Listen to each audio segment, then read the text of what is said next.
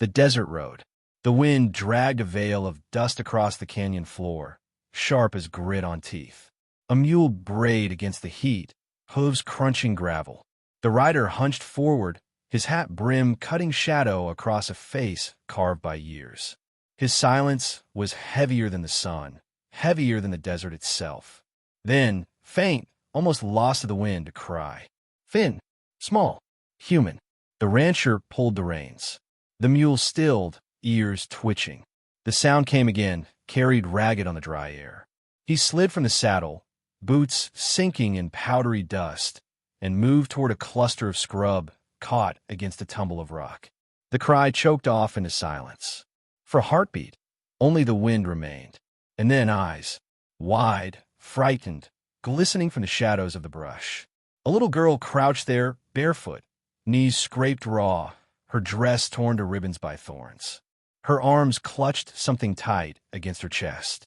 When she saw him, she trembled but did not run. She only raised a hand, holding out the thing she carried. A broken doll. Her voice came small, cracked, as if it hurt to speak. Can you take her, rather than me? The rancher said nothing. His shadow fell long across her face, across the doll's tattered rags. His silence filled the air like a verdict, though no words passed his lips. The girl did not lower her arm. Her lip bled where she had bitten it. Wind teased strands of her dust-matted hair. Her eyes glistened, pleading, old in a way no child should be. The rancher bent, slow as stone rolling down a hill. With one hand, he took the doll. With the other, he lifted the girl, setting her against his chest. His arms were calloused, but his hold steady. Neither spoke. He carried both back to the mule. The animal shifted, uneasy. The rancher swung the girl into the worn leather of the saddle, settled the doll in her arms, then climbed behind her.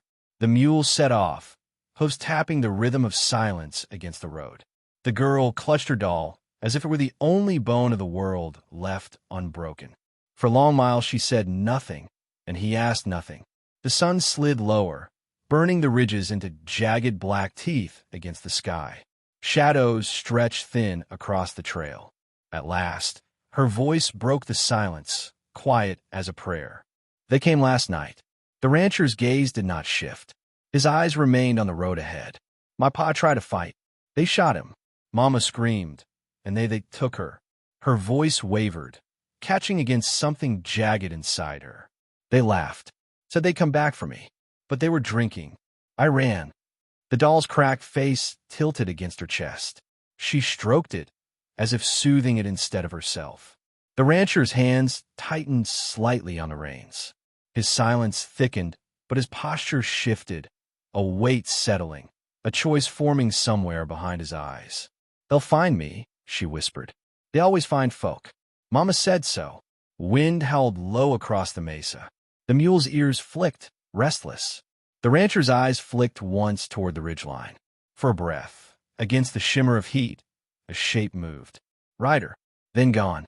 The girl followed his glance, her small body tensing. Are they out there? The rancher said nothing. The mule plodded on. The canyon walls pressed closer, throwing long veins of shadow across the road. The air felt heavy, as though the desert itself was holding its breath. The girl shifted, her small voice almost lost to the creak of leather. Why won't you say nothing? The rancher's jaw worked, but no sound came. His silence was an old wound, stitched into him deeper than words could reach. They passed a crow perched on a dead tree, black feathers ragged against the dying light.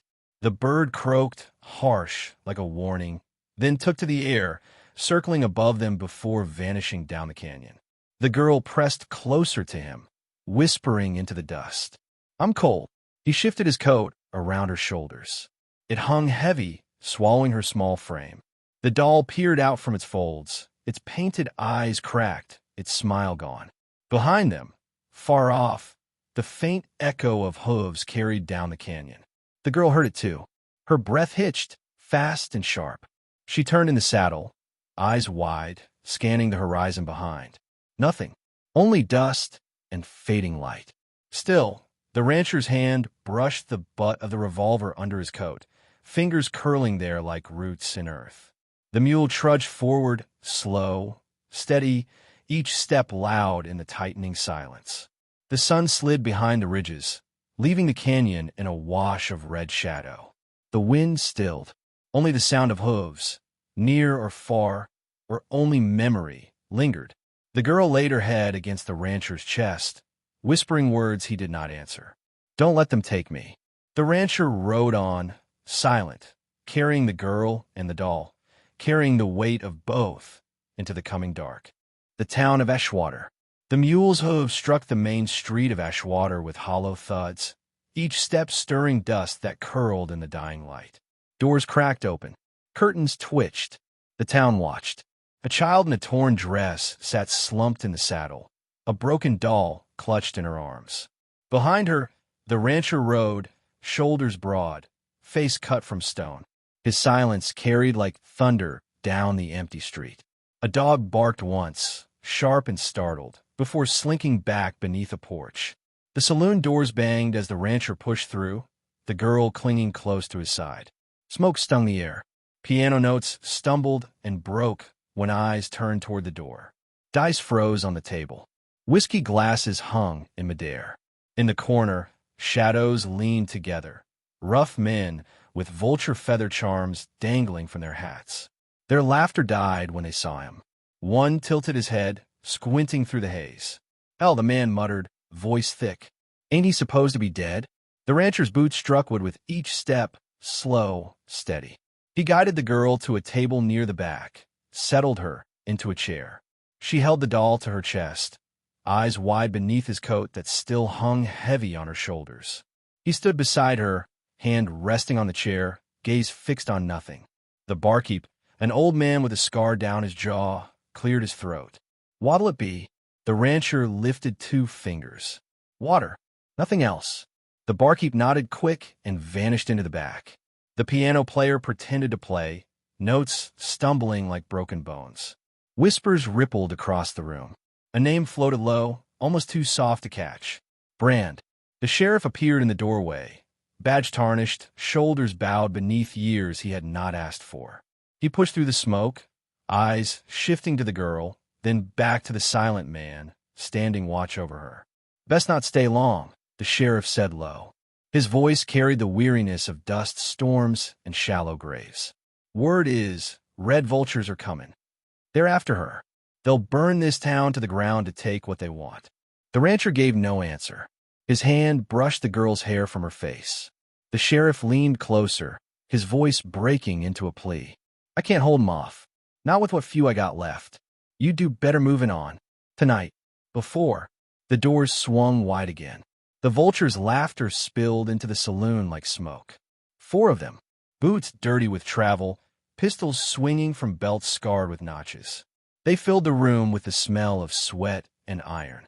The leader's eyes fell on the girl. He grinned, slow and sure. "There she is." The girl clutched the doll tighter, shrinking into her chair. The rancher stood between her and them, still as a shadow. His silence pressed the air thin. The leader spat into the sawdust. "Sheriff, you know better end to get in the way. That child belongs to us." The sheriff's hand shook where it hovered near his holster. He said nothing. The outlaw stepped closer, eyes never leaving the rancher. "But looky here. Thought you was bones under sand, Brand. Guess legends lie." The room went still. Even the piano player froze. All eyes fixed on the silent man. The rancher lifted his gaze, and for the first time, the weight of his eyes filled the saloon like storm clouds rolling down from the high ridges. He said nothing. He didn't need to. The outlaw leader's smile faltered. He motioned to his men. "Not tonight. Let the ghosts stew. We'll come back when the sun rises. Then the girl's ours." They left as sudden as they came, laughter echoing down the street like wolves in the dark. The sheriff sagged against the bar, breath loud in the silence left behind. He turned to the rancher, his voice trembling. "If it's true, if you're who they say, you'll bring the storm down on all of us." The rancher said nothing. He guided the girl from the chair, lifted her doll, and placed it back into her arms. His hand lingered a moment, steady. Then he led her from the saloon into the night. Outside, the street was empty, but the air carried a weight, as if the whole town held its breath. Windows shuttered. Lamps dimmed. Dogs fell quiet. The rancher walked the girl to the boarding house, pressed coins into the keeper's palm. The keeper's eyes darted to the doll, to the man, then to the dark beyond the street. She said nothing. Upstairs, the girl lay curled in bed, clutching her doll. The rancher sat in a chair against the door, hat pulled low, revolver resting on his knee. His silence filled the room until sleep finally claimed her. Outside, hooves rang faint and far on the hardpan, the sound of the vultures circling just beyond the lamplight. And though no words passed his lips, every ear in Ashwater heard the promise carried in the stillness of that night. When dawn came, there would be blood. Ghosts of the past. The boarding house creaked against the night wind. The girl slept curled around her doll, breath soft, hair spread across the pillow like straw. The rancher sat rigid in the chair by the door, revolver across his lap, hat pulled low. His eyes never closed. From the street below came voices, hushed, urgent. The sheriff's among them. If he is who they say, then we're finished. Brand was a ghost story. My pa swore he saw him at Coldwater, 10 men down before the smoke cleared. Or Devil's Hollow, where they say he buried his pistols in sand and swore never again. Why would a man like that come back now? The voices faded with the crunch of boots on dust. Silence returned, but the words lingered, curling like smoke through the cracks of memory. The girl stirred, half dreaming. "Mister." Her voice cracked small in the dark. He looked over, but said nothing. "My mama. She said God sends angels when he's got nothing else left." Her hand tightened around the doll. "Are you one?" The rancher's breath caught. For a long time he did not move. At last, his voice rasped low, hoarse from years unspeaking. "No." The girl's eyes opened, heavy with sleep. She waited, his gaze fixed on the wall, as if carved there. Words dragged from him like stones. "Once, I had a little girl. Her hair was the color of wheat. She laughed like bells in the wind." His jaw clenched, breath shaking. "Raiders came. Wanted me. She died for it.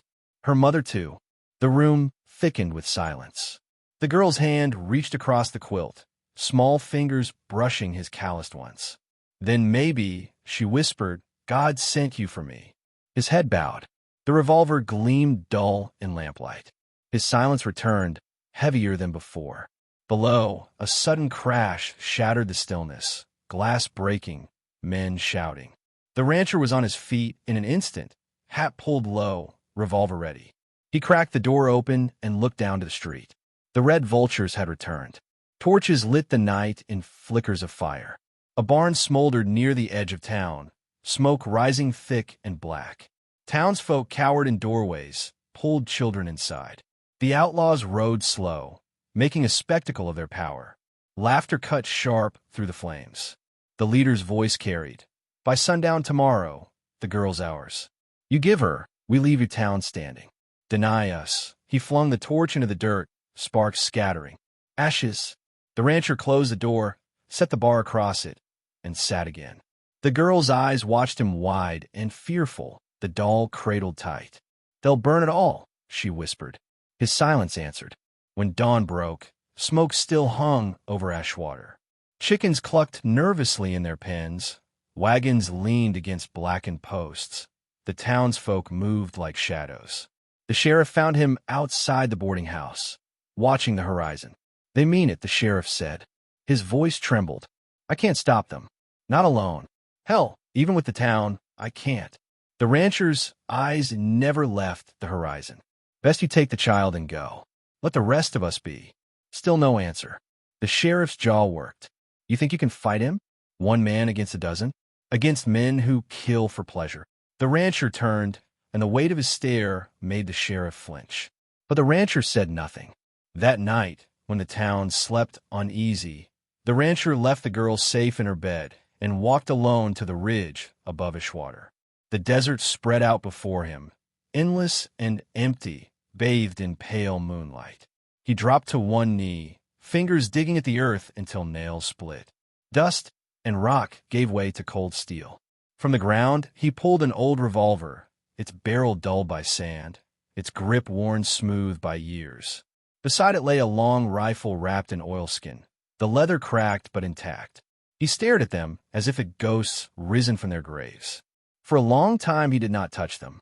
Then, with hands steady as stone, he strapped the revolver to his hip, slung the rifle over his back. Down in Ashwater, the first rooster crowed. The wind shifted, carrying the faint cry of a crow wheeling against the dawn.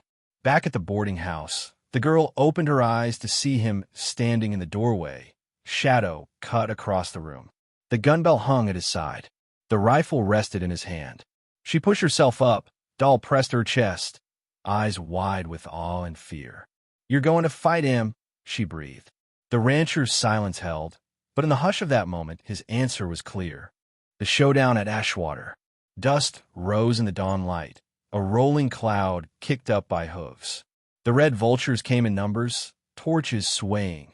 Laughter carried sharp across the still street. Ashwater stood silent. Shutters closed. Doors barred. A town waiting for its verdict.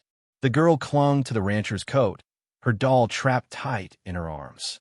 She peeked from behind him, eyes wide as the riders fanned across the street, their leader at the center. His grin cut jagged in the morning sun. "Brand," the outlaw bellowed.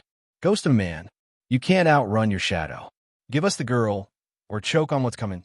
The rancher stepped forward, slow, steady, boots dragging through the dust. His hand hovered near the worn revolver on his hip, fingers loose, easy. The girl stayed behind, small against the silence that carried with him. The leader spat. "Fool." He raised his hand. Gunfire shattered the morning. The rancher's pistol cleared leather in a blur. 2 vultures dropped before the rest had leveled their weapons. His rifle swung down, a crack of thunder splitting the air. A third man tumbled from his saddle. Horses screamed, reared, dust rising thick. The outlaws roared back, pistols flashing. Bullets tore into wood, shattered glass, punched holes through the saloon's front. The rancher moved through the smoke and noise like something born of silence. Each shot clean, unhurried, final. A slug caught his shoulder. He staggered but did not fall. His revolver spoke again, and another vulture crumpled into the dirt. From the boardwalk, the sheriff's voice broke. "With him, damn you! With him!" The townsfolk, long silent, poured from doorways and windows, rifles in shaking hands. They fired wild at first, but courage grew with each blast. The vultures found themselves hemmed by sudden defiance, their laughter swallowed by fear. Still, the leader pressed on, cutting through the din with his bark. "He ain't a savior. He's a curse. You'll all die for following him." The rancher stood in the street, chest heaving, coat torn and stained. His revolver clicked empty. He dropped it, took the rifle in both hands. The barrel tracked the leader. For a moment, silence clawed through the chaos. The outlaw sneered, lifting his gun. "Your family begged, Brand. Begged, and you couldn't save him. Think you'll save this one?" The girl's small cry carried from behind him. The rancher's voice came then, rough and raw, words dragged from the grave of his silence. "That's why you won't leave this town alive." The rifle cracked. The leader's body jerked, twisted, fell from the saddle. The street froze around the sound, the echo rolling long through the canyons. The remaining vultures scattered, some cut down in retreat, others vanishing into the desert dust. The gunfire dwindled, then died. Smoke drifted. The street lay littered with bodies and broken glass. The townsfolk stood in stunned quiet, rifles limp at their sides. The rancher sagged to one knee, blood running down his arm, dripping into the dirt. His breath came ragged, heavy, but his eyes stayed fixed on the girl. She ran to him, doll clutched in one hand, small fingers grabbing at his coat with the other. "They're gone," she whispered, voice trembling. "You did it." He pulled her close, his good arm wrapping around her. His hat fell, face bare to the sun for the first time. Lines deep as canyons carve his features, but his eyes, hard as flint, soft as sorrow, met hers. The doll slipped from her grasp. She reached to retrieve it, but his hand caught hers first. He took both, the child and the doll, into his hold, pressing them close against his chest.